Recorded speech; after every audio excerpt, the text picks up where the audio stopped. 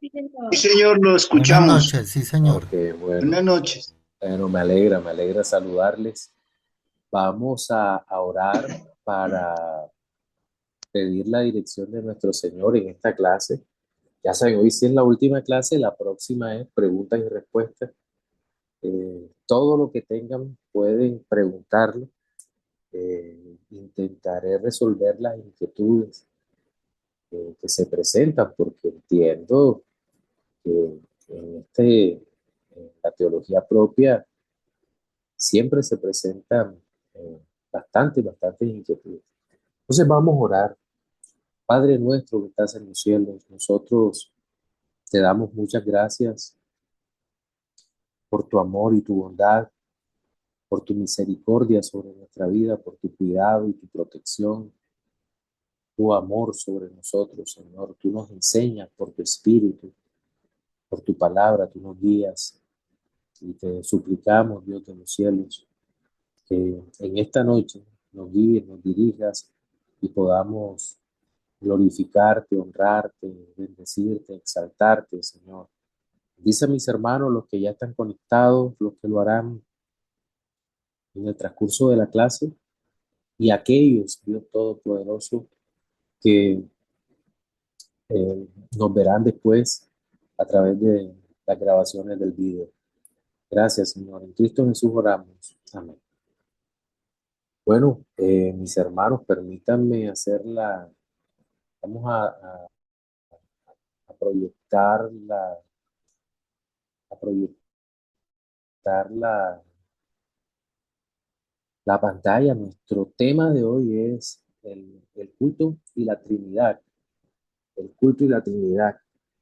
La arquitectura de la adoración, podríamos decir, o los fundamentos teológicos de la adoración, el evangelismo y la liturgia en la economía divina. Bien, pero quiero introducir el tema diciendo o hablando sobre la adoración. Y es que la adoración al Dios verdadero no es un asunto menor o un tema que el Eterno haya dejado a la espontaneidad. Vamos a pasar la positiva, mi hermano. O que haya dejado a la espontaneidad humana, a la espontaneidad de la criatura, ni siquiera los ángeles. ¿Sí? Ellos también tienen una adoración delante de Dios con lo que Dios determina. De hecho, toda la Biblia, toda la escritura, refleja de forma clara la manera como el Dios de los cielos ha ordenado ser adorado.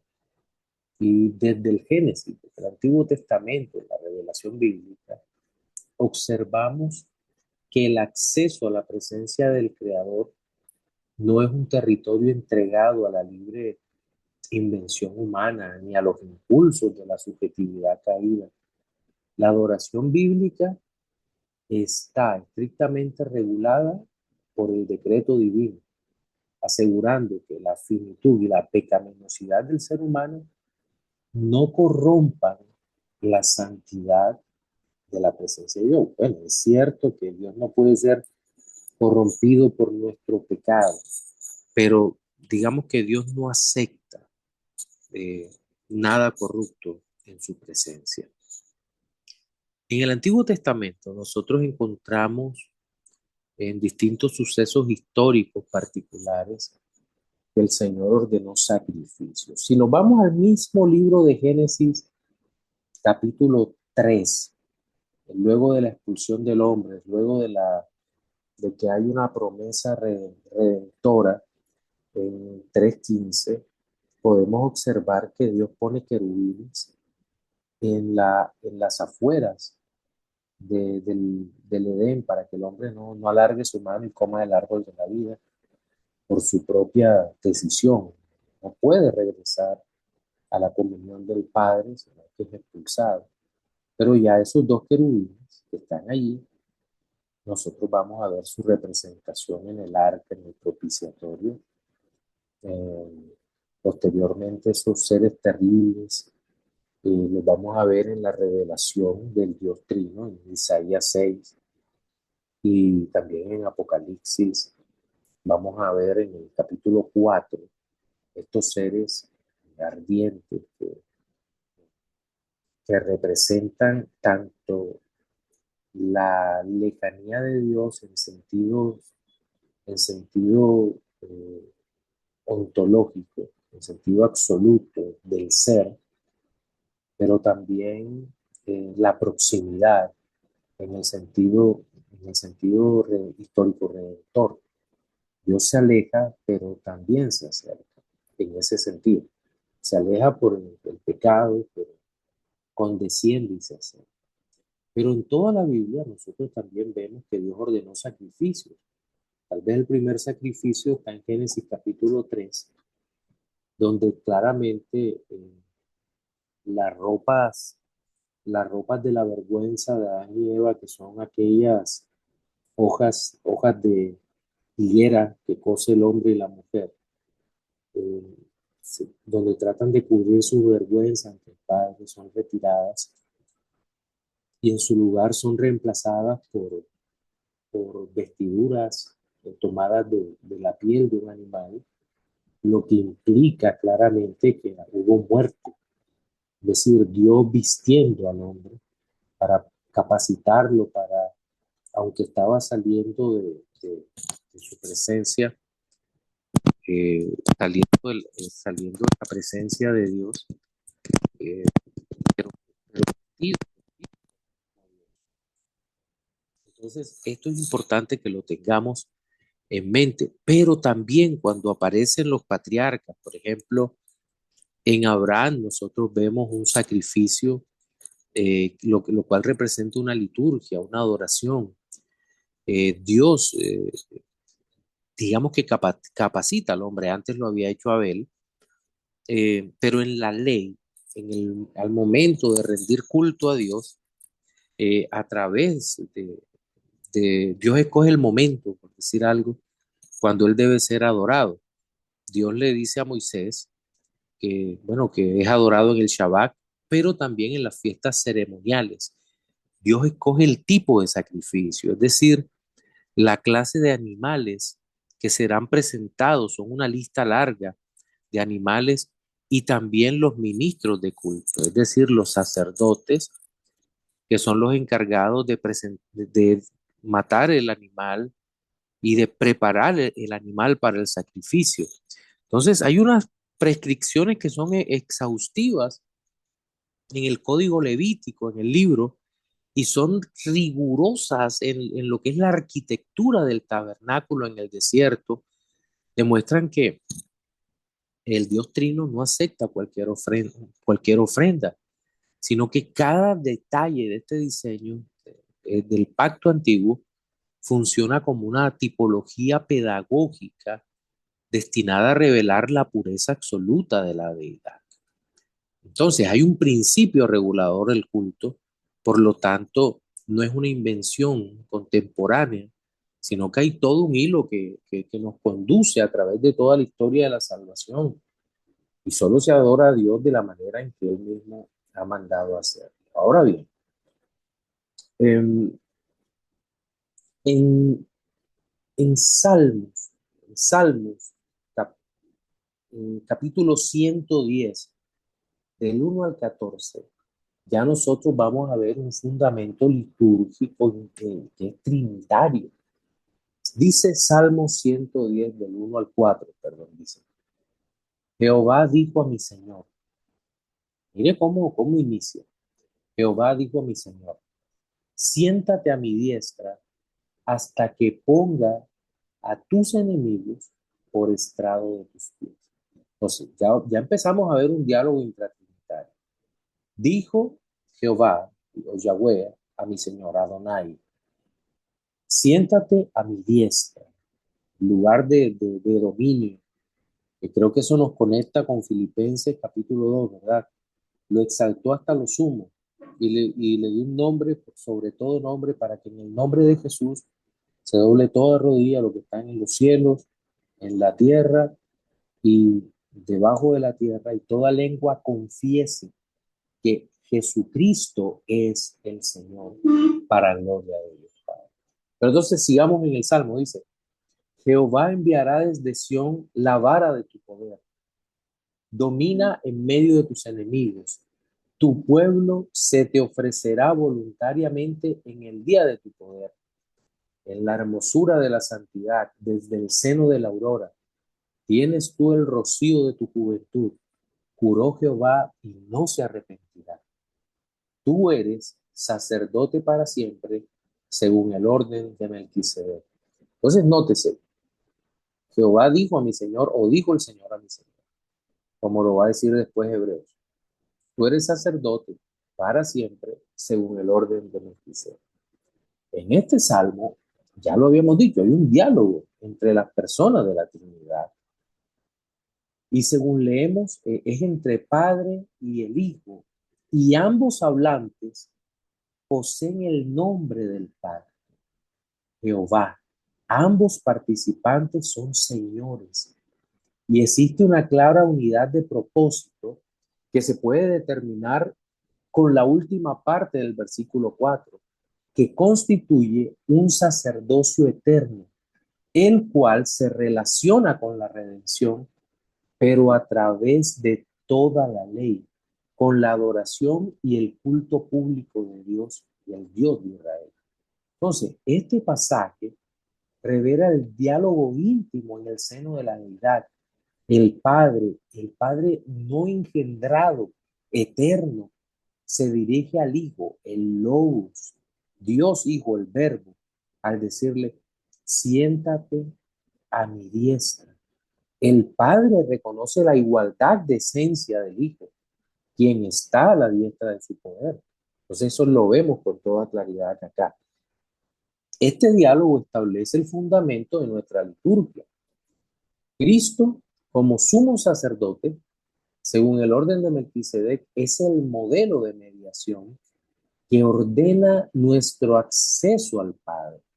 No adoramos en el vacío, sino dentro de este orden sacerdotal, donde el Logos actúa como el médico del alma, podríamos decir, que restaura nuestra capacidad para dar gloria a Dios. O mejor podríamos decir, resucita el alma para poder dar gloria a Dios. El sacerdocio y la redención se entrelazan en ti.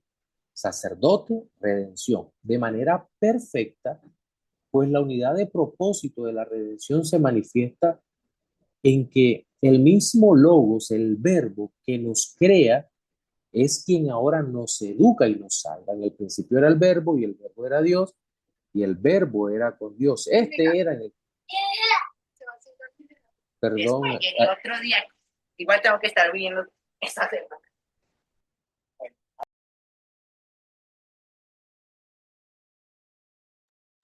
Señor Pastor, nuevamente se puede desmutear. Sí, listo, ya. Entonces, hay el sacerdocio de Cristo, a diferencia de los sacerdocios humanos, no es una función temporal, sino la manifestación de la economía divina, donde dijo, por amor a los escogidos, se convierte en el pedagogo que nos conduce de la mano hacia la adopción final. Ahora, cuando digo pedagogo, no estoy quitando o cortando el hecho de la sustitución en la cruz, de la ejecución, de la redención en la cruz del Calvario, sino que estoy hablando en términos de que si bien la redención es objetiva, también Cristo siendo palabra, la palabra de Dios, es evidente que Él es la persona de la Trinidad que, que nos hace entender la redención que el Padre ha decretado eternamente, aunque sea el Espíritu el que la aplica. Entonces, todo esto nos ofrece una perspectiva que relaciona de manera orgánica el culto con la Trinidad de Dios. Entonces, en nuestra exposición vamos a desarrollar el tema en tres apartados.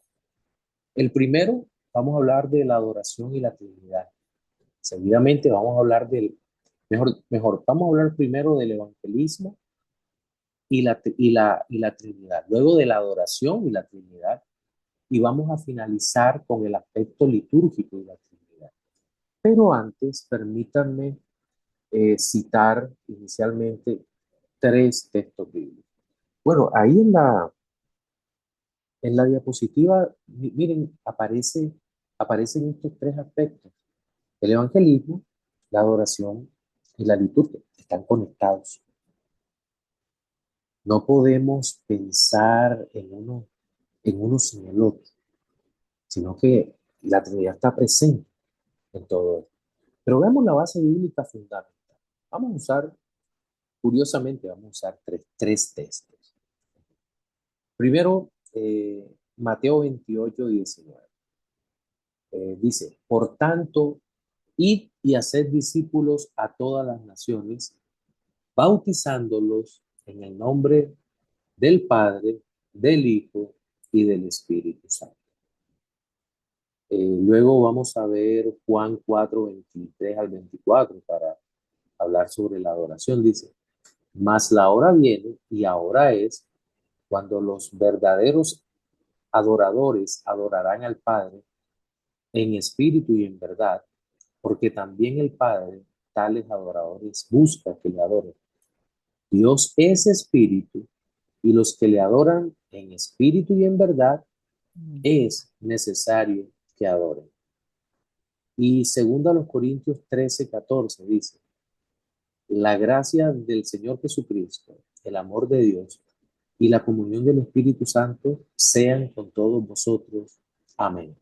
Entonces, a partir de este triple testimonio de la Segunda de Escritura, Corintios.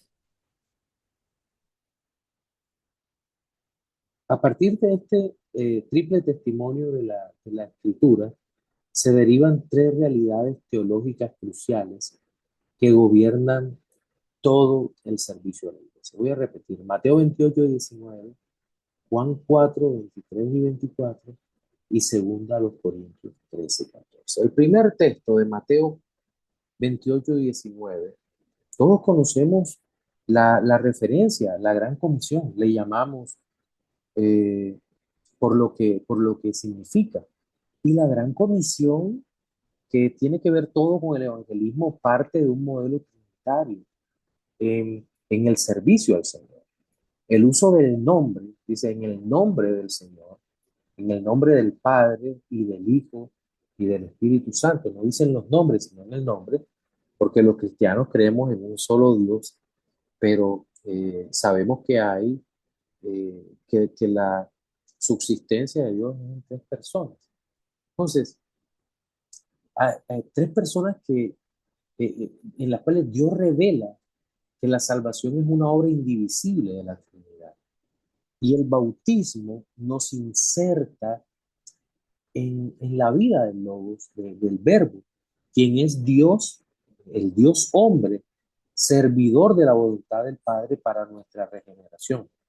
No es una mera estrategia expansiva, sino un acto cultico e iniciático en donde el ser humano es llamado a la comunión con Dios y los que son salvos son añadidos al cuerpo de Cristo a través del evangelismo. Ahora, quiero hacer como extenderme un poco aquí, porque el evangelismo no es o no es presentado en la Biblia como un acto que ocurre una única vez, sino que habla de un discipulado. Evangelismo y discipulado es lo mismo o por lo menos van de la mano. Yo me atrevería a decir que es lo mismo, eh, porque el Señor dice, vayan y hagan discípulos a las naciones. Y luego es cuando al que crea, o sea, hay un discipulado, pero el que cree es bautizado. Y fíjense la manera como Dios inserta a a estos creyentes, a estos nuevos creyentes a la comunidad de los salvos, a la comunidad de los santos. ¿Cómo lo hace? Es a través del bautismo. Y el bautismo es una fórmula trinitaria. Pero el segundo texto, Juan 4:23 y 24, nos muestra eh, la adoración al Señor y el modelo trinitario en el servicio al Señor. Dios nos creó para su propia gloria, para su alabanza, y en esta adoración glorificamos al Padre por la redención obrada a través de Cristo. Y lo que me llama la atención es que el mismo Dios encarnado, que está hablando con la samaritana aquí en el pozo de Sinar, le dice, la hora viene cuando los verdaderos adoradores adorarán al Padre en espíritu y en verdad, porque también el Padre a tales adoradores busca. El Hijo está confesando al Padre y lo está confesando en medio de la predicación que le está haciendo a una mujer a la cual se le está presentando como el Redentor, como el Mesías. Pero no hay una presentación inconexa de las personas de la Trinidad, sino que el Hijo, y más adelante va a decir, cuando ella le dice, cuando venga el Cristo, Él nos enseñará todas las cosas. El Señor le dice, Él es el que habla contigo, pero no deja de presentar al Padre en este modelo evangelístico trinitario. Entonces, la Trinidad va a ser una realidad presente en toda la vida corporativa de la iglesia, de la adoración de la iglesia. No puede haber algo así como un mensaje que no sea trinitario, cristocéntrico, sí, pero cuando es cristocéntrico es trinitario. Siempre es así, de esa manera, porque no hay otra en que podamos presentarlo. Pero finalmente aparece ese texto maravilloso de 2 Corintios 13, 14, que ya habla sobre la bendición trinitaria en el servicio cristiano. Y esta bendición es una clara referencia a lo progresivo de la revelación especial, en donde el Dios Trino ahora se ha revelado en la salvación de su amada iglesia. En el antiguo pacto, recuerdan que dice Israel, Dios haga resplandecer su rostro sobre ti, Dios te bendiga, Dios te fortalezca, Dios, en fin, pero ahora miren la manera tan maravillosa como despedimos el culto cristiano hoy en día, como lo hablamos, dice, que la gracia del Señor Jesucristo, el amor de Dios y la comunión del Espíritu Santo sean con todos vosotros. Amén. Amén. Así como la iglesia hoy en día despide a la membresía cuando el domingo sale del culto, cuando el domingo se va.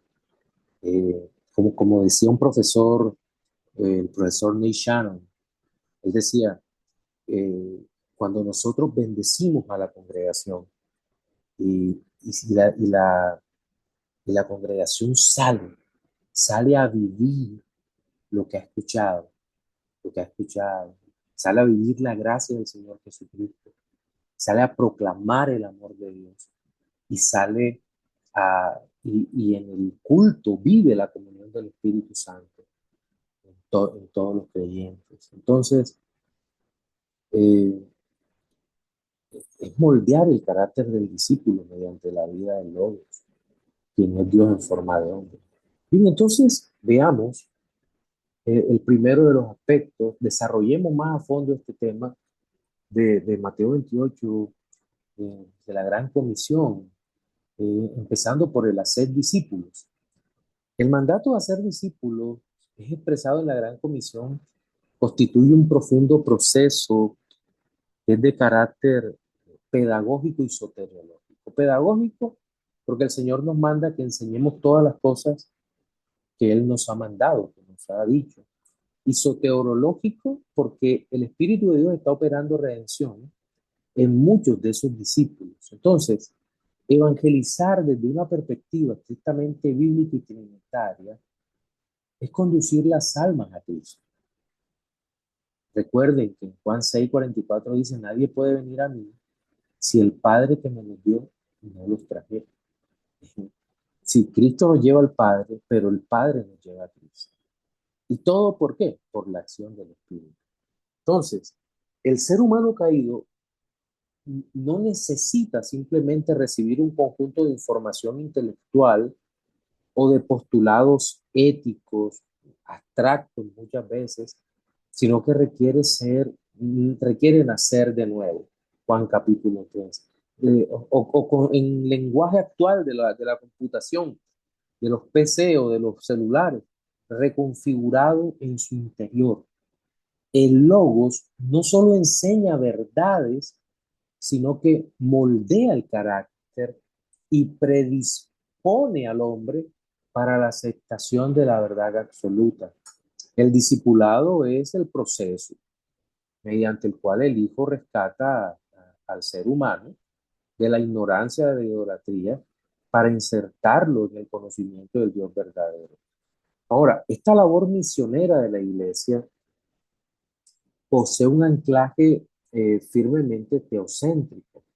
La recolección de los discípulos de todas las naciones no es un evento circunstancial, ni tampoco es el resultado del ingenio metodológico humanista como nos los han querido hacer ver los metodistas y los arminianos a través del decisionismo. No, tú predica y llévalo a que acepte a Cristo como Salvador. No, no, no. Aquí hay una manifestación histórica del decreto del Padre a través de la providencia, quien ha elegido de manera sobrenatural desde antes de la fundación del mundo a un pueblo que le entrega al Hijo como herencia. Entonces, la escuela de Cristo opera bajo el diseño del Padre, quien es la fuente de la redención. Por lo tanto, cuando hacemos discípulos, significa restaurar el propósito original de la creación, que hombres y mujeres de todo linaje dejen de adorar a las criaturas y se conviertan en servidores obedientes del Creador. Ahora, todo esto, dice, bautizándolos en el nombre del Trino Dios. Y la fórmula bautismal, perdón, expresada por el Señor Jesús en Mateo 28:19, es una de las declaraciones teológicas más nítidas de toda la escritura respecto a la unidad de la deidad. Dios es uno, pero es tres personas. Entonces, la mención del nombre refleja la unidad de la deidad. Y es de suma relevancia notar el uso gramatical del singular, bautizándolo en el nombre, eisto onoma, lo cual prohíbe de forma absoluta cualquier lectura triteísta. Entonces, no somos bautizados en los nombres de tres deidades diferentes, sino en el único nombre del único Dios verdadero. Sin embargo, esta profunda unidad de esencia no anula la distinción de las personas, pues el texto inmediatamente introduce las distinciones relacionadas eternas, las relaciones eternas entre el Padre, el Hijo y el Espíritu Santo. Aunque el Padre es el principio de todas las cosas, el Hijo es la sabiduría y la verdad que hace al Padre conocible. De otra manera no conoceríamos al Padre. Cristo dijo en Juan 14:6, yo soy el camino y la verdad y la vida. Nadie viene al Padre sino por mí. Entonces, el evangelismo proclama esta unidad en la distinción. Entonces, ya estamos viendo desde allí mismo que hay una unidad en la Trinidad, pero la Trinidad que está presente en este proceso evangelístico. Ahora, el acto mismo del bautismo, por consiguiente, no es solamente un mero símbolo social ni un rito de paso eclesiástico desprovisto de poder operativo. Es el sello visible de una inserción, llamémoslo, unión mística o unión con Cristo, como le llamamos los bautistas, que es una unión de la vida misma de la deidad. Por favor, un segundito.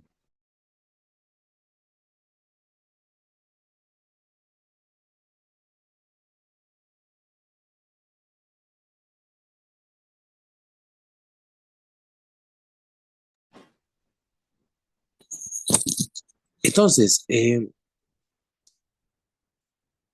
por eso es que decimos que es verdad que el bautismo no salva, es una ordenanza. Podríamos llamarlo sacramento también, pero a través de este el creyente es formalmente separado para el servicio divino. Entonces, la deidad trina sella al redimido tomándolo bajo su propiedad absoluta y comprometiéndolo a vivir dentro de los límites del pacto de gracia. Es una declaración oficial de que la vida del individuo ya no le pertenece a sí mismo, sino al nombre trino que ha sido invocado sobre él. Pero hay también la promesa de la presencia del Hijo por el Espíritu. Ya en la conclusión de la Gran Comisión, contiene una promesa de valor incalculable para la subsistencia de la iglesia militante. Recuerden, mientras estemos en la tierra somos iglesia militante, ¿verdad? Ya en los cielos consagrados seremos iglesia triunfante, pero ahora somos la iglesia militante. Entonces, Cristo prometió su presencia constante. Yo estaré con vosotros todos los días hasta el fin del mundo. Eso está en la Gran Comisión. Entonces, el Señor asegura que estará con sus siervos todos los días. No obstante, para comprender de manera correcta esta promesa tras la ascensión de Cristo a los cielos, es indispensable aplicar lo que llamamos, lo que conocemos una hermenéutica trinitaria o una hermenéutica heredada de Nicea. El Hijo de Dios en su naturaleza humana está físicamente localizado a la diestra del Padre en los cielos. En consecuencia, su presencia continua en la tierra con su iglesia se hace real mediante la iluminación del Espíritu, quien actúa como el agente divino que disipa las tinieblas y permite que el Verbo surja en la profundidad de nuestras almas, en lo profundo de nuestras almas. Entonces, este vínculo indisoluble entre la obra del Hijo y la operación del Espíritu Santo garantiza la eficacia del evangelismo. Entonces, porque piense esto, vámonos a los modelos arminianos, al modelo, al modelo metodista, al decisionismo. Es un modelo donde depende en gran medida, o ellos hacen creer que depende en gran medida de lo hábil que seamos para llevar al hombre a una decisión y de lo que humanamente el corazón esté dispuesto, el corazón del no creyente, a aceptar a Cristo como Señor y Salvador. Si eso fuera así, no habría esperanza. Y no habría esperanza porque todo el evangelismo gira alrededor de que el hombre creerá o los escogidos creerán porque han sido predestinados desde antes de la fundación del mundo que crean, porque de otra manera no creerían. Sí, ¿quiénes creen cuando los que predicamos eh, se vuelven al Señor? ¿Quiénes son los que creen? Los que han sido escogidos para vida eterna. Los que no han sido escogidos no van a creer. Entonces hay un esfuerzo en la proclamación de la iglesia, pero este esfuerzo sería estéril si el Espíritu Santo no aplicara de forma soberana la palabra aplicada. Es el Espíritu de Dios quien abre los ojos del entendimiento humano, quien rompe la dureza del corazón depravado y nos otorga la fe necesaria para abrazar al Logos, al Verbo.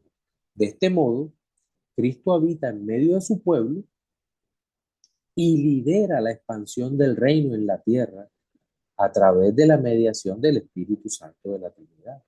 Entonces, así vemos que cada persona eh, tiene un rol dentro de esta obra misionera, dentro de esta obra cultica. Pero bueno, digamos que ya han creído o hemos creído los que hemos sido predestinados para salvación, para vida eterna. Entonces viene el tema de la adoración en la Trinidad. Entonces ya entramos en el asunto de la adoración espiritual, lo que el Padre ordena. Entonces volvemos al pasaje de Juan capítulo 4, 24. En aquel diálogo, Jesús con la mujer samaritana, en el pozo de Sicar, Sicar es el nombre, no es Sicar. El Señor Jesucristo estableció el axioma definitivo de la liturgia, el nuevo pacto. ¿Cuál es ese axioma? Dios es espíritu. Puesto que Dios es espíritu, el culto no puede ser meramente exterior, no puede ser algo que únicamente tenga los aspectos externos, materiales. Entonces, el Padre como fuente de toda vida desea que la criatura redimida le reconozca y le adore. Esta declaración, Dios es espíritu, destruye radicalmente el localismo religioso que limitaba el culto al templo de Jerusalén o al monte Gerizim, así como también el ritualismo mecánico que pretendía aplacar a la deidad mediante la repetición ciega de ritos carnales. La adoración verdadera debe ser espiritual porque responde a la naturaleza misma del Creador. Si Dios es espíritu, luego nosotros, que somos eh, espirituales, debemos adorar a Dios en espíritu y en verdad. Eso es de acuerdo a la naturaleza del Padre.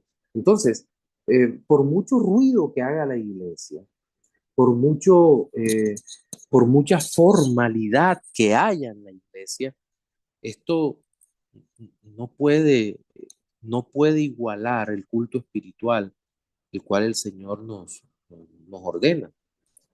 Eh, en Romanos capítulo 12, permítanme, Romanos 12. Dice, así que hermanos, os ruego por las misericordias de Dios que presentéis vuestros cuerpos en sacrificio vivo. Mire todo este proceso de la adoración. Vivo, santo, agradable a Dios, que es vuestro culto racional. O como dice Braque, Wilhelmus Braque, el servicio razonable del cristiano es un servicio vivo y que trasciende a la reunión dominical, aunque la reunión dominical sea la mayor expresión de amor hacia Dios que como criaturas podemos hacer en el poder del Espíritu de Dios, aunque nuestro culto claramente sea reverente, ordenado, de acuerdo a la liturgia de Dios para su propia gloria, porque es lo que Dios ordena. Un culto espiritual es un culto totalmente ordenado. Entonces, para que el hombre caído pueda ofrecer este tipo de adoración se requiere un acto previo de restauración interna. Es lo que hace el Señor.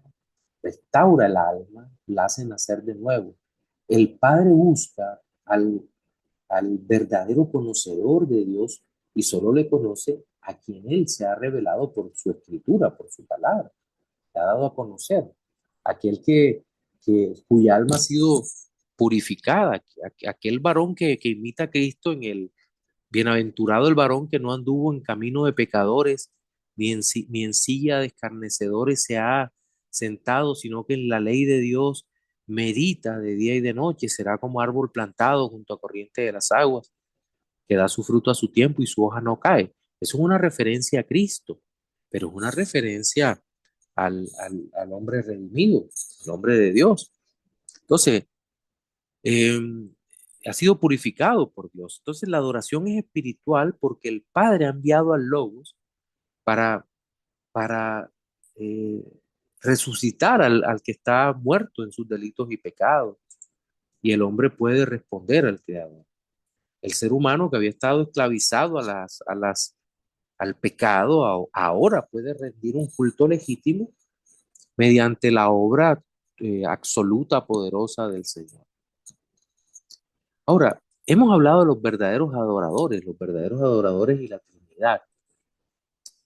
Este texto de Juan 4 también introduce una categoría de distinción absoluta frente a la religiosidad humana, porque hay una categoría distinta, verdaderos adoradores. Y estos no se autodefinen. No, yo soy el verdadero adorador, no. Es según una serie de criterios legalistas, ni inventos del hombre, sino son aquellos a quienes el Padre activamente busca y transforma. Entonces, la adoración cristiana es intrínsecamente trinitaria en su origen, dirección y sostenimiento. De hecho, la unidad de la adoración es tal que al adorar a una persona de la Trinidad, se adora a la Trinidad completa. No hay adoración fragmentada en el Dios verdadero. Entonces, digamos que el culto cristiano reconoce el amor de Dios, el amor del Padre, reconoce la mediación sacerdotal del Hijo, porque es que nosotros entendemos primero que no hay salvación, nadie puede ir al Padre sino a través del Hijo, Cristo. Quien tiene al Hijo, tiene la vida. Quien ha visto al Hijo, ha visto al Padre. Y el Espíritu es el que capacita, porque el Espíritu es el que aplica la redención, esta adoración es espiritual. El creyente no se acerca al Padre por sus propios méritos, sino por los méritos de Cristo, revestido en la justicia del Hijo, movido por el testimonio interior del Espíritu Santo. Y esta es una dinámica litúrgica. El conocedor de Dios entiende sus virtudes, eh, vive las virtudes, ha sido transformado, ha producido fruto. El creyente ha producido fruto. ¿Cuál fruto? Un fruto del Espíritu, Gálatas 5:22. Más el fruto del Espíritu es amor, gozo, paz, benignidad, paciencia, mansedumbre, templanza, fidelidad, dominio propio. Entonces, no se puede separar el culto de la piedad privada. Hay un solo, llamémosle, un solo o un sólido bloque de adoración, de piedad privada y piedad dominical. Ambos constituyen una realidad que el Espíritu nos hace entender. Sacrificio, olor fragante. Ahora, ¿cómo adoramos? Pues dice que adoramos en espíritu y en verdad. Y esta expresión reformada, pero ya es una expresión que ya los padres habían hecho. El adorar en espíritu y en verdad encuentra, decían los padres, su plena resolución en la teología de las personas divinas. Adorar en la verdad no es simplemente poseer una correcta disposición mental, es adorar en Cristo y a través de Cristo, porque Cristo es la verdad encarnada, pero también es la culminación arquetípica de todas las sombras, instituciones ceremoniales del Antiguo Testamento. El Verbo es el único capaz de mostrar al Dios verdadero. Fuera de la revelación del Hijo, cualquier concepto humano sobre Dios es una proyección idolátrica, una especulación filosófica vacía, porque es que pensemos esto.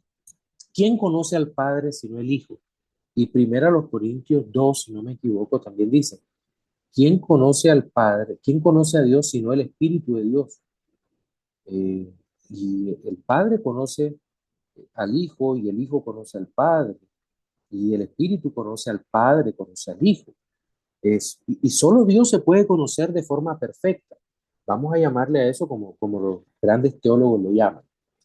Eh, Solo Dios se conoce perfectamente. El conocimiento que Dios tiene de sí mismo es arquetípico. ¿Por qué? Porque solo el arque, principio en el griego, solo Dios se puede conocer a sí mismo. Porque Dios es infinito, eterno, omnisciente, absolutamente sabio. Entonces, solo Dios se puede conocer a sí mismo. Pero nuestro conocimiento de Dios es en Cristo, pero tenemos la limitación por ser criaturas y por el pecado. Entonces, nuestro conocimiento de Dios, aunque puede ser verdadero, no es exhaustivo. El conocimiento que tenemos de Dios, vamos a llamarle ectípico. ¿Por qué? Porque es un reflejo, es un conocimiento que tiene únicamente, que solo conoce a Dios hasta donde Dios se ha revelado. Eso es de esa manera, es presentado de esa manera. Entonces, la adoración en el Espíritu denota la necesaria implicación de la tercera persona de la Trinidad como el iluminador de la mente humana, mientras que el sol físico ilumina el cuerpo.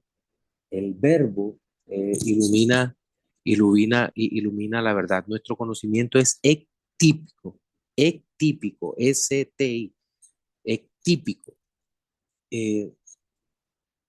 Entonces, participamos en el resplandor de la gloria de Dios, vemos por reflejo, eh, Pero a veces reducimos el conocimiento de Dios, ¿sabe a qué? A una experiencia. Y una experiencia es algo que se va, que se pasa, no es trascendente, es momentánea, es, es un instante. eh, o como dicen algunos instructores del latín, soltanto un attimo, solamente un momento. Y no es una experiencia. Claro que hay experiencia, pero el conocimiento de Dios es vida, es trascendencia, es ir más allá de lo que podemos ver. Ahí, como el sol ilumina y tú puedes correr. eh, sí, sobre todo los que vivimos en la costa somos conscientes de eso. Tú puedes correr y caminar y tratar de esconderte, pero el sol está allí y no puedes huir de ese calor. La presencia de Dios es así, vivimos corandeo. Entonces, eh, el Espíritu de Dios está aquí presente con nosotros nos permite percibir al Padre, su gracia, su amor, su bondad, su poder, su misericordia sobre nuestra vida. Ahora bien, pasemos entonces al último punto, que es la liturgia y la Trinidad. Bien, en el Antiguo Testamento, nosotros decíamos que veíamos rasgos de esa labor trinitaria o de ese reflejo del Dios Trino en los oficios que gobernaron a la nación de Israel. Por ejemplo, eh, Adán en el antiguo pacto, en el pacto de obras, mejor, es tanto profeta como sacerdote y rey. Adán. Y falla en en esas tres perspectivas de gobierno. Y cae, y solo el postrer Adán, constituyéndose en profeta, sacerdote y rey, eh, va, va a tener un reflejo adecuado de la gloria de Dios. Pero si nos vamos a la nación de Israel, una vez es estructurada en su mejor momento de la monarquía, que tal vez fueron los 80 años, 40 de David y 40 de Salomón. Había reyes, un rey, y según el rey, actualmente, como es el rey. Aparece allí eh, la figura regia de quien refleja a Cristo, el rey, en este caso David y su descendencia. Pero también los sacerdotes que presentan el sacrificio e instruyen a la nación. Y el profeta que es, ahora que está tan de moda la política en nuestro país, el outsider, el que viene de afuera, el profeta que no está dentro de los parámetros de la institucionalidad, sino que viene rompiendo y trayendo el mensaje de Dios y que corrige tanto a la monarquía como a los sacerdotes para que obren de acuerdo a la voluntad de Dios. Ya allí hay una manifestación trinitaria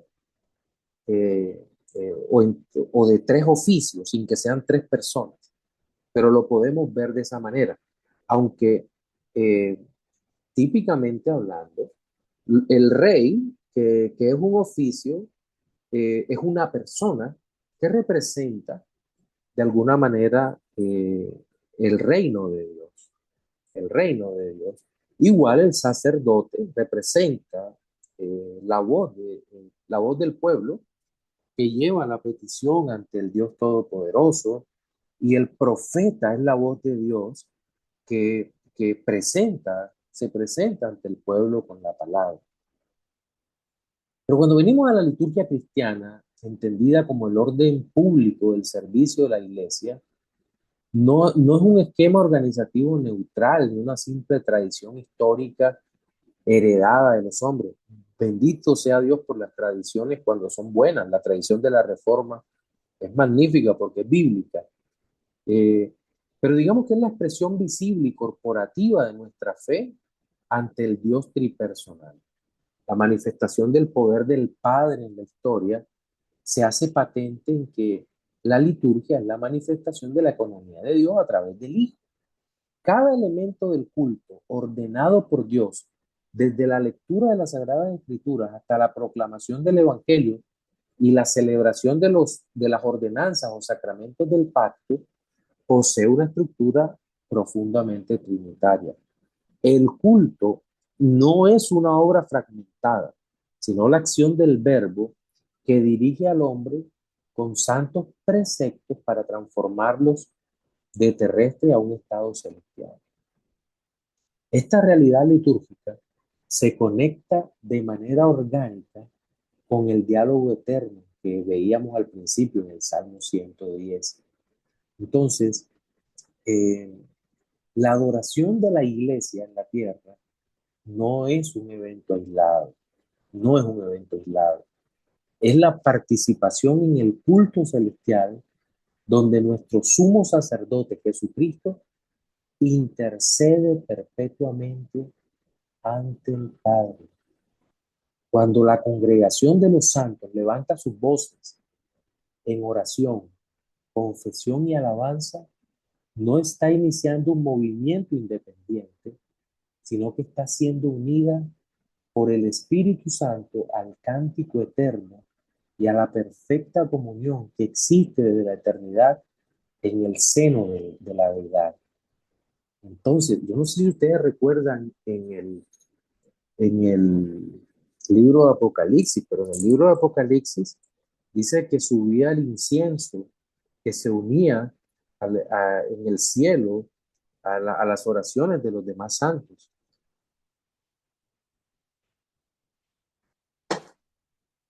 También en el caso, bueno, la disciplina es una actividad eclesiástica de la iglesia en pleno. Y en el caso de la disciplina dice el texto que donde estén dos o tres reunidos en mi nombre, ahí estoy yo en medio.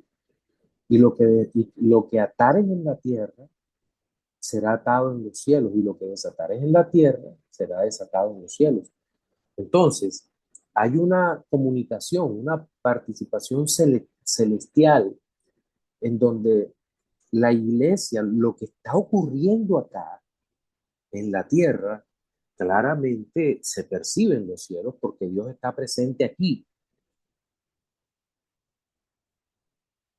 En ese presente, en ese culto de la iglesia pequeña, en ese culto de la iglesia sencilla, en ese culto de la iglesia grande pero consagrada a Dios, en cada uno de estos hay una participación trinitaria. El Espíritu está presente allí.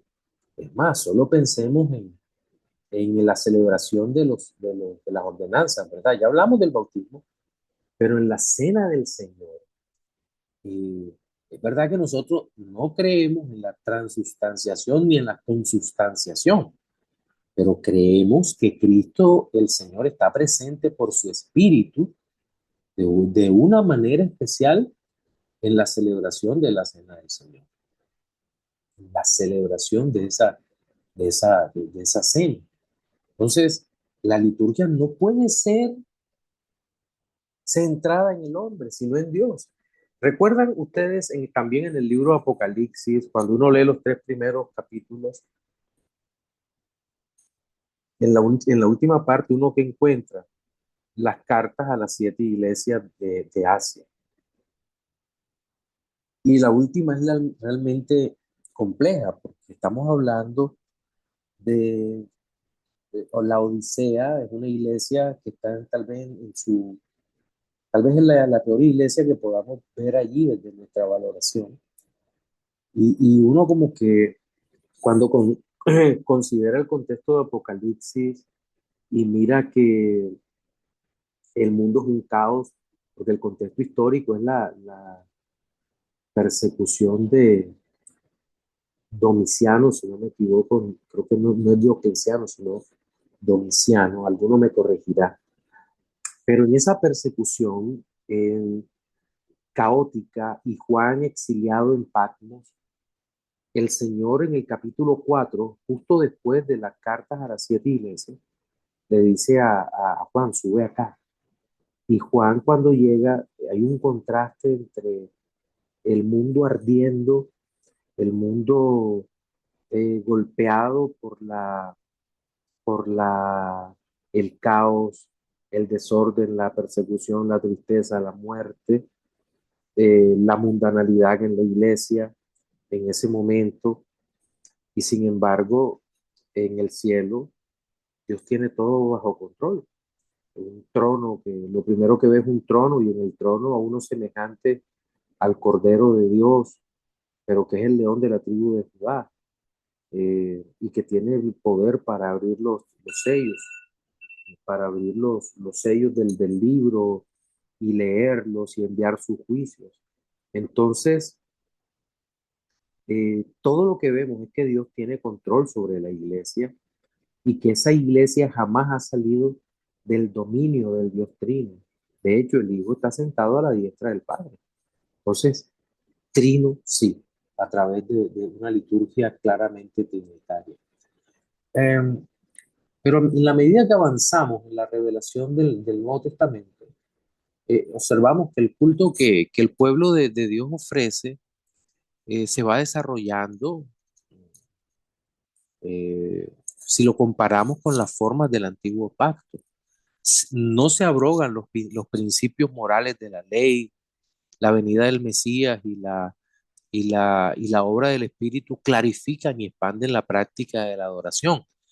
Entonces, el culto primitivo se basaba en el reconocimiento de Cristo como Dios, Dios, verdadero Dios y verdadero hombre, sin mancha. Los primeros cristianos no adoraban una deidad unitaria y lejana, sino que su devoción estaba marcada por la confesión inequívoca de la deidad del Hijo y la presencia activa del Consolador en medio de la congregación. Y, y esto era así en los primeros siglos. Entonces, en los patrones de oración y alabanza en el Nuevo Testamento, nosotros encontramos la aplicación de esta fe que ve en el Hijo la imagen perfecta del Padre. Las epístolas apostólicas están saturadas de himnos cristológicos y doxologías, donde se rinde igual honor y gloria al Padre, al Hijo y al Espíritu Santo. Este desarrollo litúrgico demuestra que la doctrina de la Trinidad no se originó como una mera especulación filosófica de los concilios eclesiásticos de los siglos posteriores, sino que fue la realidad vivida y respirada por la Iglesia del Nuevo Pacto en su experiencia litúrgica ordinaria. Entonces, el cántico de la iglesia primitiva era en esencia un testimonio de la gloria del Dios Trino. Pero esta bendición pastoral de 2 Corintios 3:14, la conclusión formal del servicio cultico de la iglesia del Nuevo Testamento, encuentra su expresión más alta y sublime en la bendición apostólica registrada por San Pablo. La gracia del Señor Jesucristo, el amor de Dios y la comunión del Espíritu Santo sean con todos vosotros. Entonces, esto no es un formalismo litúrgico de despedida, no es el estáis todos despedidos, no, sino que muestra cómo la Trinidad aplica la redención en la vida del pueblo de Dios. Cada palabra revela un beneficio objetivo de la economía divina dispensado sobre los creyentes congregados. Es lo que vemos, que la gracia del Señor Jesucristo, mire, que la gracia del Señor Jesucristo, el Señor Jesucristo, el sacerdote, el Dios encarnado, el que realizó la expiación, quien abre el camino del acceso, abre el camino del acceso, nos da la gracia redentora. El amor de Dios el Padre, el que nos eligió, nos adoptó como hijos. Él es nuestro origen supremo, eh, pero es nuestro redentor, quien nos adoptó, nos tomó como hijos, nos da seguridad eterna en el pacto de gracia. Y luego la maravillosa comunión del Espíritu, en la aplicación interna de la redención en el corazón, como dice aquel himno, no sé por qué la gracia del Señor en mí un día quiso demostrar. Entonces, y también el vínculo de la unidad en la asamblea y la participación de la vida celestial. Es increíble que esto es tan maravilloso que muchas veces hasta los no creyentes se quedan en la iglesia por el efecto santificador de la iglesia. porque dicen, ¿qué es esto tan maravilloso? Aquí sí, de pronto hasta llegan a decir, ay, aquí sí es chévere, porque aquí me siento bien, porque aquí disfruto, porque la gente no entiende que es la obra interna del Espíritu Santo que nos ha unido de manera indirecta los unos con los otros y nos ha unido a Cristo, de tal manera que amamos al hermano porque vemos a Cristo en él.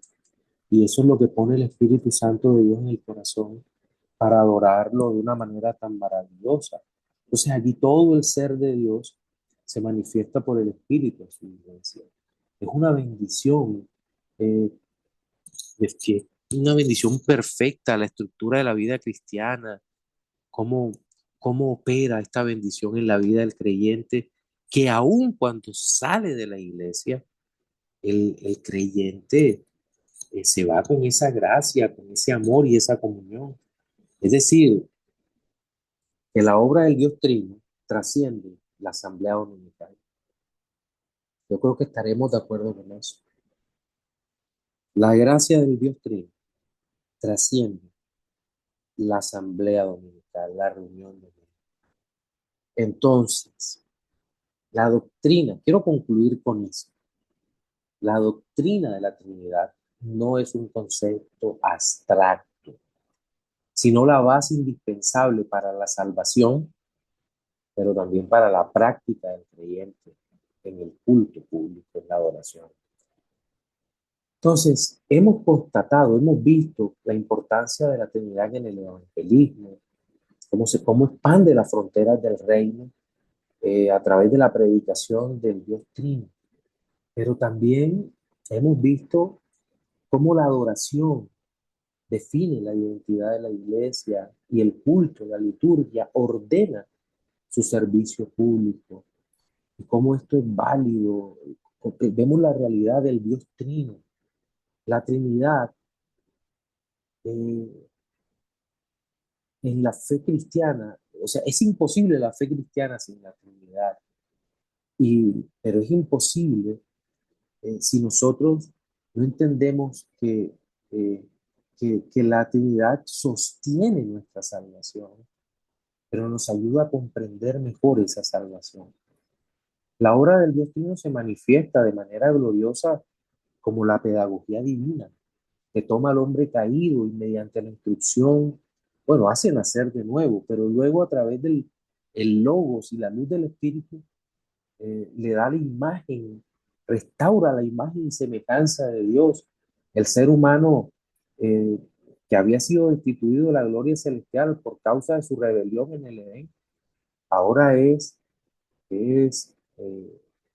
resucitado por el Hijo, alumbrado por el Espíritu, para que pueda volver a cumplir su propósito primario, pero ahora ya no regresa al Edén, sino a un cielo nuevo y a una tierra nueva, mejor que en el Edén, mejor que al principio.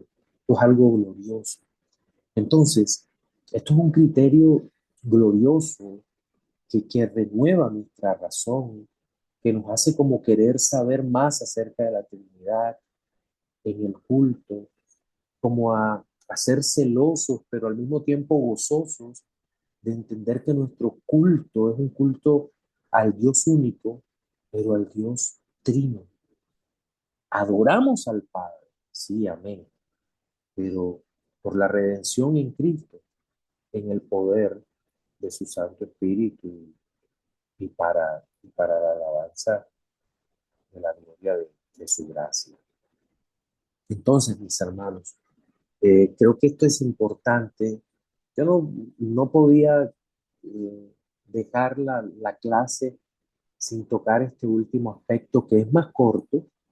Sí, es más corto. Tal vez pudiéramos ampliarlo un poco más, pero es un aspecto tan práctico para nuestras vidas, para que lo entendamos y para que podamos disfrutar de esta realidad del Dios Trino. ¿Preguntas hasta acá?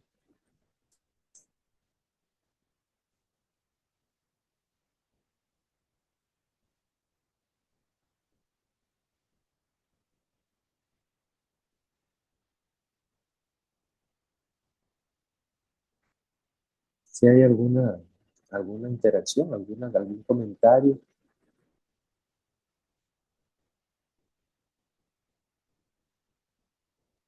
Sí, señora, ahí están Matías y Matías, adelante, mi hermano, y luego Carlos Bustos. Buenas noches. Buenas noches, Matías. Pastor, ¿qué significa estar unido a Cristo? Muy bien. Mira, a ver, la Biblia enseña que por el Espíritu de Dios, nosotros somos unidos, cuando Él nos salva, somos unidos a Cristo. ¿De qué manera? Aquí está el misterio. Por eso nuestros hermanos presbiterianos le van a llamar la unión mística. Es la obra como el Espíritu de Dios obra, hace, nos da vida y somos adoptados hijos de Dios, somos hechos hijos de Dios. En primer lugar, bueno, Dios nos hace nacer de nuevo. Entonces, digamos que la vida de Cristo es inyectada en nosotros de una manera que nos da nueva vida, nos hace nacer de nuevo. Esa unión con Cristo, por su Espíritu, es lo que conocemos como unión con Cristo o unión mística. Los detalles son un misterio, son un misterio de cómo estamos unidos, porque eso ocurre a nivel espiritual, a un nivel tan profundo. Y podemos ver los efectos, pero no podemos ver el cómo ocurre. Podemos ver los efectos cuando nuestras vidas son transformadas a la imagen de Cristo, cuando nuestras vidas son cambiadas a la imagen de Cristo por el Espíritu Santo de Dios y cuando amamos al Padre. Pero el cómo ocurre, no lo sabemos. Solo sabemos que la Biblia usa metáforas, usa alegorías, usa imágenes, usa figuras. Por ejemplo, de modo que si alguno está en Cristo, según a los Corintios 5:17, nueva criatura es. Las cosas viejas pasaron y aquí todas son hechas nuevas. Entonces, ocurre, vemos el efecto, pero no sabemos los detalles, cómo ocurren, porque nuestra vista no nos permite entender más allá de poder ver el efecto. Muchas gracias. Con todo gusto. Carlos y luego Claudia. Buenas noches, pastor. No, Bueno, muy interesante esta parte de la Trinidad en el culto de oración, nunca lo había visto así. Pero esta pregunta es más como de forma. ajá, Eh, eh, ¿Por qué hay partes, o sea, dentro del culto, hay partes tan diferentes? Y, por ejemplo, yo fui antes a la iglesia Bautista de Su Gracia, acá en Chía, estaba ajá, buscando iglesia. Y yo veo que son completamente diferentes las partes. Un ejemplo, ellos arrancan al principio leyendo unos libros, hacen como una lectura anual de la Biblia, entonces arrancan con una lectura, que no lo he visto en esta iglesia, pero los cultos los veo completamente diferente, siendo las dos iglesias bautistas. ajá. Lo que pasa es que acuérdate que dentro de las iglesias bautistas nosotros somos independientes y podemos tener variaciones dentro de la liturgia, aunque casi siempre tenemos una liturgia simple de 6 puntos, ¿sí? En donde hay un- una introducción que puede ser una lectura o puede ser una oración. Casi siempre en lectura y oración, va una lectura corta. Hay iglesias, yo conozco incluso una iglesia que ayudamos a plantar, se detienen a hacer una lectura larga de la escritura, se medita y posteriormente se sigue el resto del culto con los signos, la enseñanza y demás. Pero son justamente esas maneras de entender, pero que creo que no van a alterar para nada la reverencia, el orden del culto y todo lo que se debe hacer en el culto, desde la lectura de la palabra, en la participación del pueblo, en esto, pasando por enseñanza y sermón, hasta celebración de ordenanzas, eh, confesión de pecados en algún momento de la oración personal y todo lo que tengamos que considerar ahí. Entonces no hay uniformidad en eso, porque nuestra liturgia es así, son liturgias sencillas, pero son independientes en ese tema. Listo, pastor, gracias. Con todo gusto, Carlos. Claudia, adelante, mi hermana. Pastor, sí, usted al inicio se refirió al sacerdocio temporal, me imagino el del Antiguo Testamento y el sacerdocio por siempre de Cristo. Sí. ¿Qué significa para nosotros como cristianos ser sacerdotes? Que pues Él es el sacerdote por siempre, pero no, ¿qué significa eso para nosotros unidos en Cristo?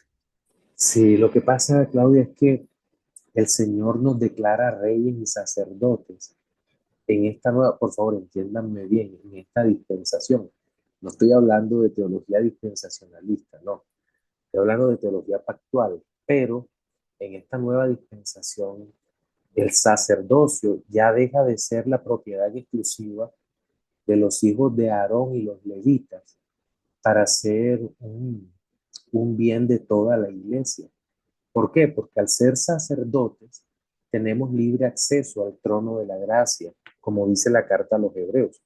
Solo los sacerdotes podían entrar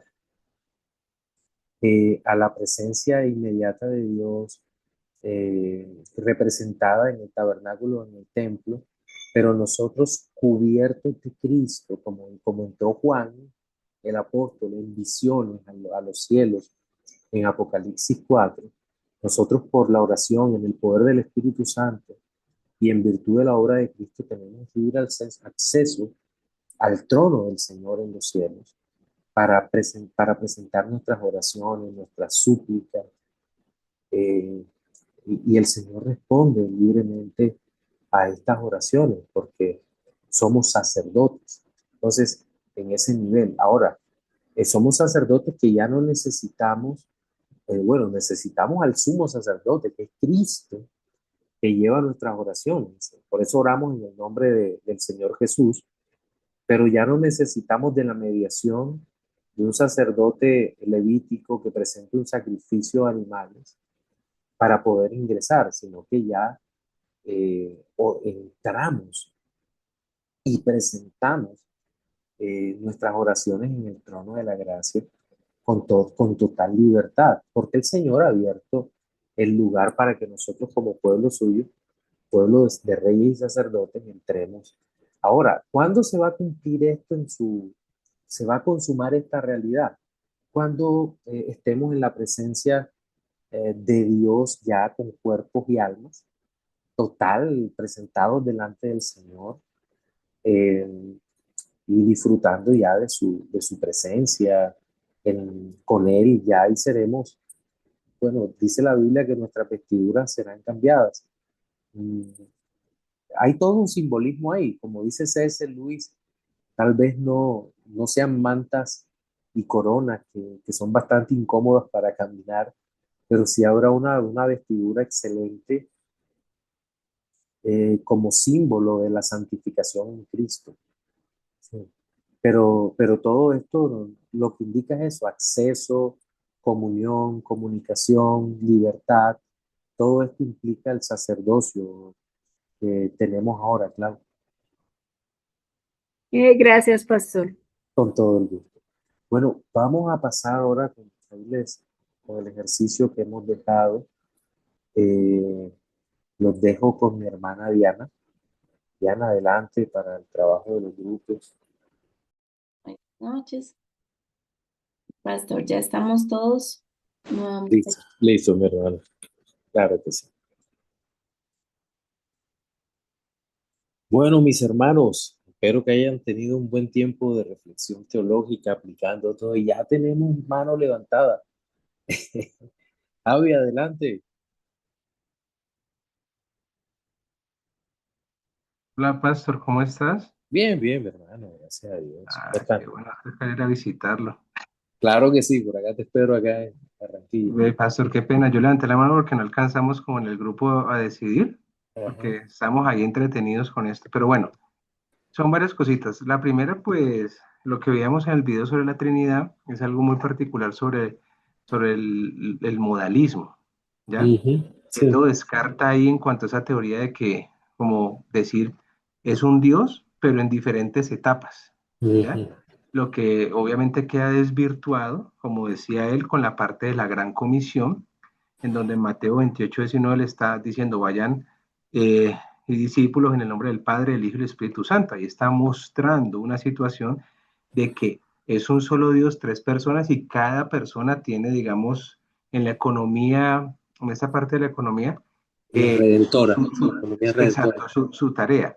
Sí. Y también hablaba de la parte del misterio del enigma, pues porque el enigma lo que habla es algo que definitivamente es infrancable, o sea, es oscuro, no se puede.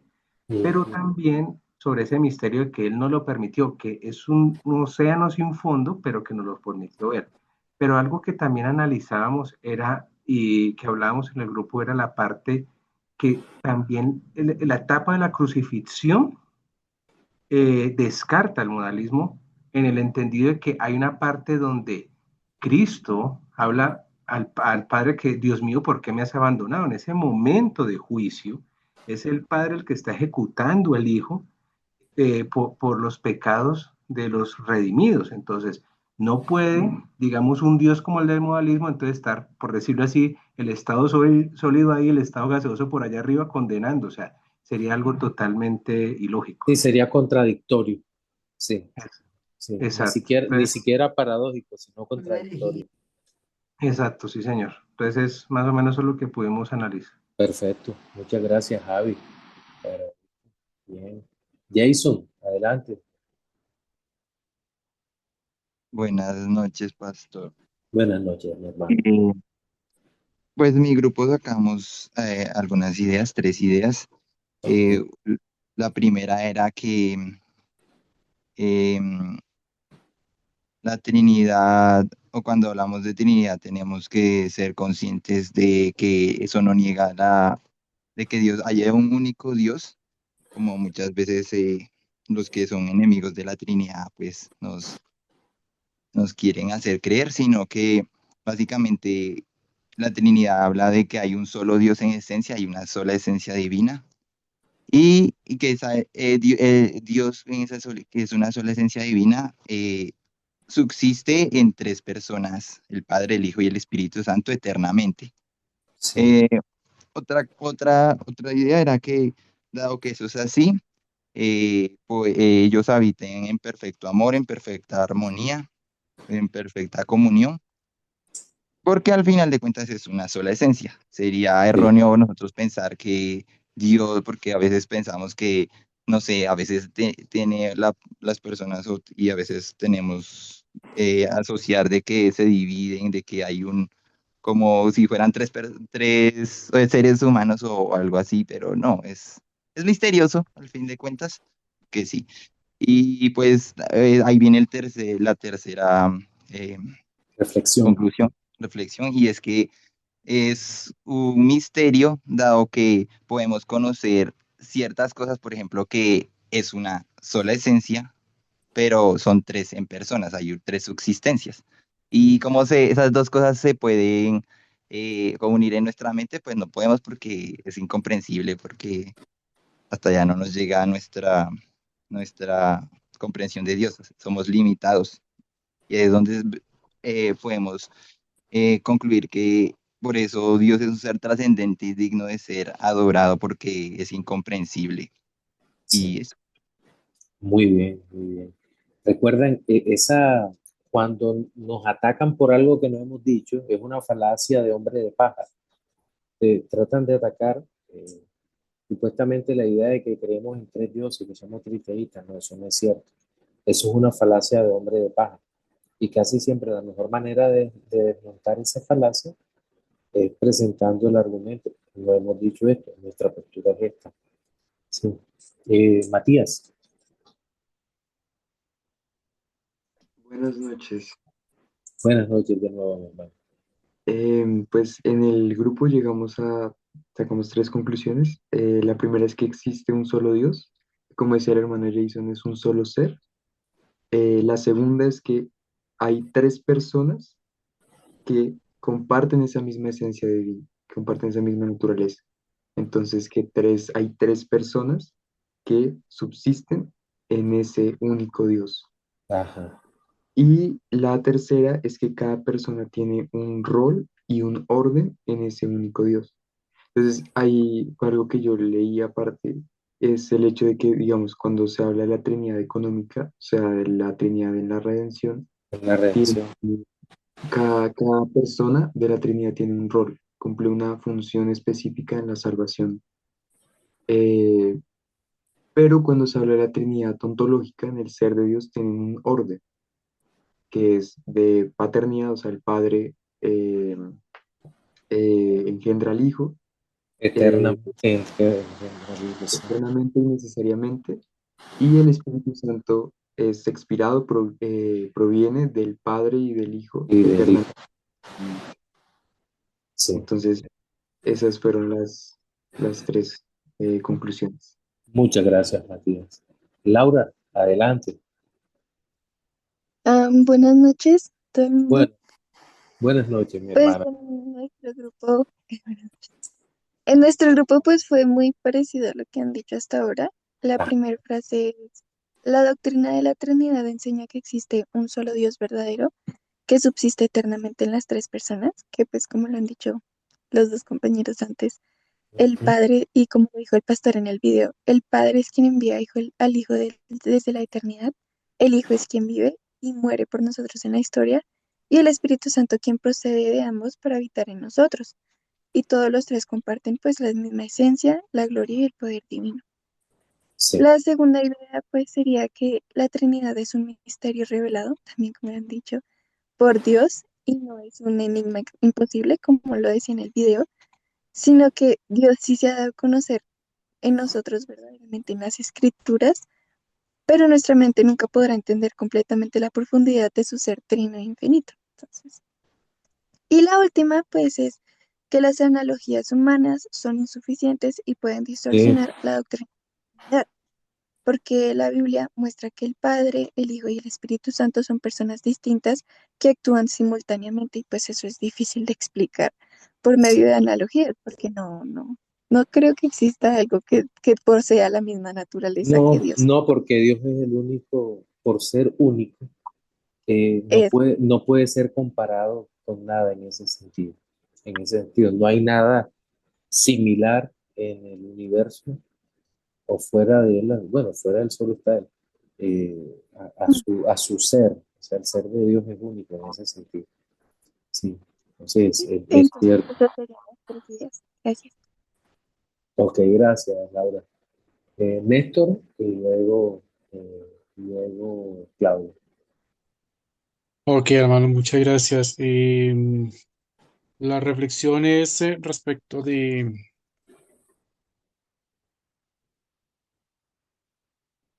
Néstor se silenció el micrófono. Oh, discúlpame. Ahora sí, ahora Quería, sí. quería prender la cámara y apagué el micrófono. Ok, Eh, a pesar de que la palabra Trinidad no aparece en las escrituras, esta es una doctrina que se desarrolla desde el principio hasta el fin. Lo vemos en el Génesis cuando el Señor dice, hagamos al hombre a nuestra imagen y semejanza. Sí, hablando en plural, develando que hay más de una persona. No sabemos realmente cuántas, pero sabemos que es más de una. Y a lo largo de las escrituras se devela lo que es la aparición del Espíritu Santo y luego ya pues en el Nuevo Testamento se revela con más claridad.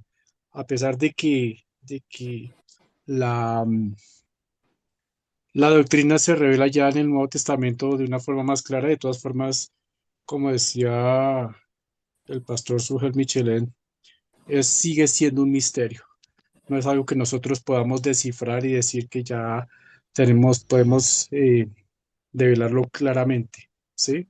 Entonces, dice que es un océano sin fondo que nunca lo entenderemos y pues lo único que podemos hablar de la Trinidad es lo que la Escritura nos revela.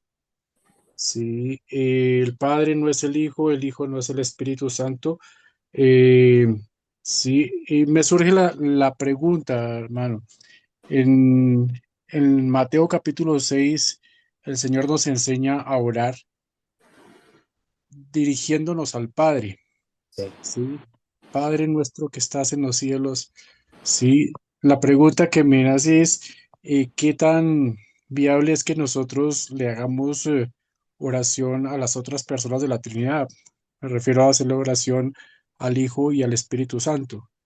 Fíjate, Eh, por la condición de Dios, sí es factible que tú puedas decirlo, porque Cristo es Dios. Y recuérdate que en los evangelios hay oraciones directas al Hijo, cuando está allí. Por ejemplo, el centurión rogándole al Hijo por el siervo y siendo escuchado, o la mujer sirofenicia rogándole al Hijo.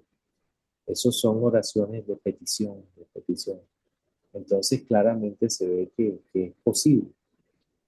Ahora, no hay, no estamos siendo idólatras porque Cristo es Dios, ya, y está en la Escritura, pero por razones de orden y por razones de mandato, también, sin que el Hijo no, eh, el Hijo puede ser adorado y puede orar, y no hay problema.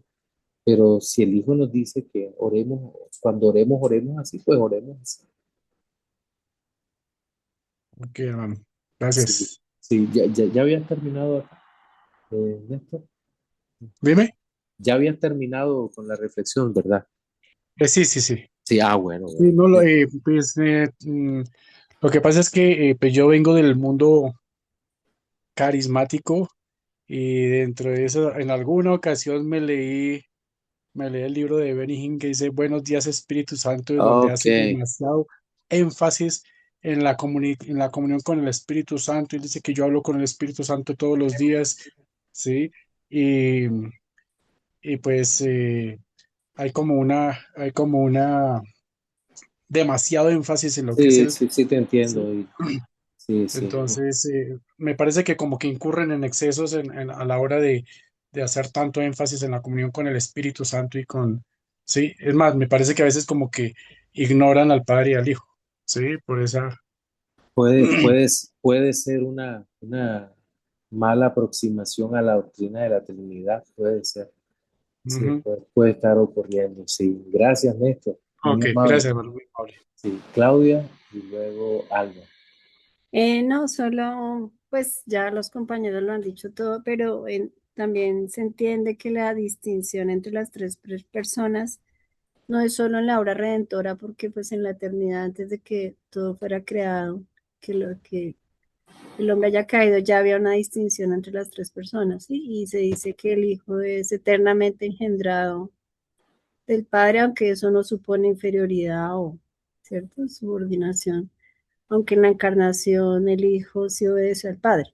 ¿Sí? ¿Estoy en lo correcto, pastor? Sí, Sí, ese tema sí. siempre me ha parecido difícil No, de... y el tema del subordicionalismo desde la perspectiva de Orígenes y el renacimiento de ese subordicionalismo en el tiempo actual no deja de preocupar. Creo que una de las cosas que nos quedó pendiente de pronto es hablar un poquito sobre la Trinidad ontológica. Pero bueno, ahí sí les recomiendo la literatura de Agustín de Hipona, de Trinitate, y hay un libro de Lewis Sayres que se llama The Nicea's Legacy, el de Nicea's Legacy, Nicea y su legado. Pueden ser muy útiles para este estudio, así como la obra de Craig Carter, que creo que en el plan de curso la ponemos también. Pero sí, sí, claro, hay que estudiar la parte de Trinidad ontológica, pero en este curso entramos más en lo que es la Trinidad en la historia de la redención, en el culto cristiano y demás. Pero sé que ustedes son juiciosos. Gracias, pues. Con todo el gusto. Alba, adelante. Más que un aporte, es como una pregunta, pastor. A ver, cuando nosotros de algo que hablaron en los grupos, que nosotros oramos, ¿cómo debemos orar? Si al Padre, al Hijo, al Espíritu Santo. Yo entiendo porque en Juan 14, en Juan 13, 14, 15 y 16, ¿no? Habla de Jesús el camino al Padre, Jesús la vida verdadera y el Espíritu Santo que fue enviado como el consolador. Entonces, Sí, yo he entendido, digamos, en mis oraciones, yo oro al Padre en el nombre de Jesús, en en el el nombre de poder, Jesús, en el poder. pidiendo, sí, pidiendo a Dios que envíe el Espíritu Santo para que me guíe a toda verdad y me Sí, convenza de pecado. Yo no sé, yo nunca oro directamente a Jesús, sino pido está bien. como Eso, dice el Señor, en el nombre de Jesús eso es y que perfecto. pidándole la inspiración del Espíritu Santo. No sé si eso es No, algo erróneo. eso es correcto. O sea, eso es lo que nos mandó el Señor. Lo que pasa es que no hay pecado cuando tú oras a Cristo, ¿no? Porque Cristo es ¿No? Dios. No, no es pecado porque estás orando al Hijo. Y como decía, si queremos ejemplos escriturales, ahí está el centurión diciendo, Señor, salva a mi Sí, siervo, salva a mi siervo, la mujer sirofenicia, salva a mi hija. sí. Entonces también ahí se han acercado a Cristo. Los discípulos pasando el mar de Galilea, Ajá. Señor, sálvanos que perecemos. Ah, Eh, sí. entonces son oraciones directas al Hijo, Ok, pero si el Señor nos dice que oremos al Padre, oremos al Padre. Sí, ok. solo que quiero aclarar que no estás pecando si oras o adoras al Hijo. Es el tema. Sí.